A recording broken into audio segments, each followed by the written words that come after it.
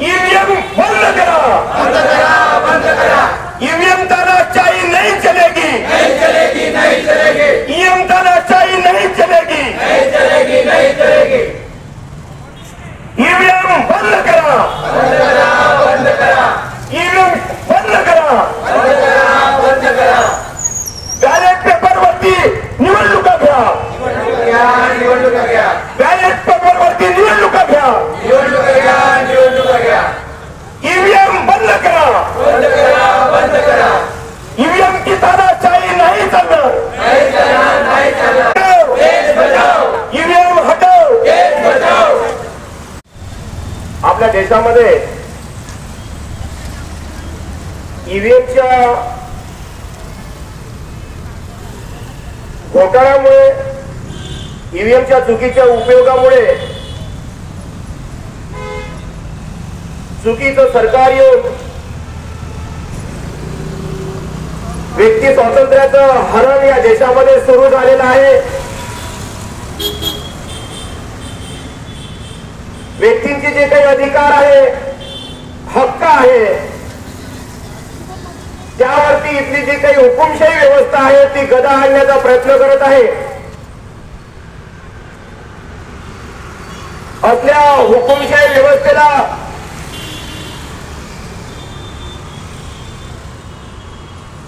त्यांना रोखथाम करण्यासाठी आज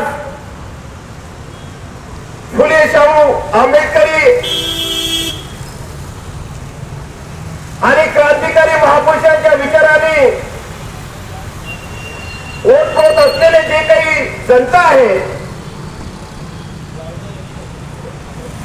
ती या ईव्हीएमच्या विरोधासाठी आज प्रत्येक गावखेड्यातून, तालुक्यातून, प्रत्येक जिल्ह्यातून, प्रत्येक राज्यामधून आणि देशाच्या कानाकोपऱ्यातून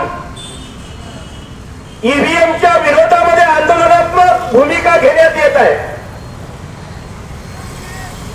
ईव्हीएम वरती लोकांचा विश्वास नाही, कारण जनतेला जे आहे, जनतेला लक्षात आलेलं आहे की आम्ही दिलेलं मत आम्ही योग्य उमेदवाराला दिलेलं मत ते योग्य उमेदवाराला जात नाही आहे, अशी शंका आज भारतीय जनतेला निर्माण झालेली आहे। मताची चोरी होत आहे, दिलेलं मत त्याच उमेदवाराला गेलं की नाही गेलं यामध्ये सुद्धा शंका वाटत आहे, कारण की त्याचा पुरावा मतदान केल्यानंतर त्याचा पुरावा मिळाला पाहिजे की नाही मी बटन दाबली, ईव्हीएमची मशीनची बटन दाबली, योग्य उमेदवारालाच ते मत गेलं हे आमची पुष्टी होत नाही। ते म्हणतात की ही व्हीव्हीपॅट दिलेला आहे, पण व्हीव्हीपॅट ते सुद्धा दाखवत नाही की आमचं मत त्या व्हीव्हीपॅटचं जे आहे बरोबर आहे, आणि त्यामुळे जे आहे बरोबर आहे की नाही आहे हे सुद्धा शंका आज निर्माण झालेली आहे। त्याचप्रमाणे जे काही ईव्हीएम द्वारे जे काही मतदान केलं जातं आणि व्हीव्हीपॅट द्वारे जे काही पुष्टी व्हायला पाहिजे किंवा दोन्ही याचा बॅलन्स तयार झाला पाहिजे। ईव्हीएम मशीनद्वारे केलेलं मतदान आणि व्हीव्हीपॅट द्वारे जे काही आलेले जे काही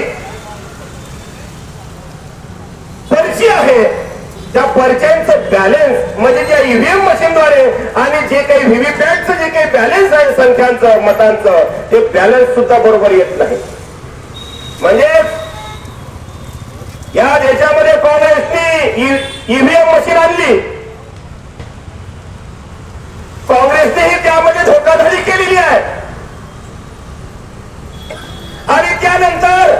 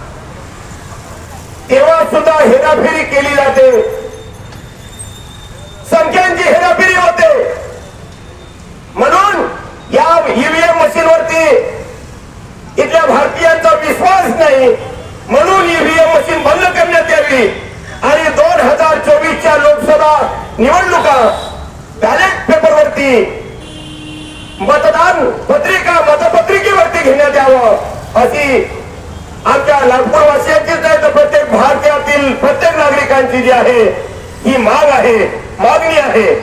आणि हे जर झाली नाही, ही पूर्ण जर करण्यात आली नाही तर या भारतामध्ये मोठा उद्रेक होईल. एवढी आम्ही या ईव्हीएम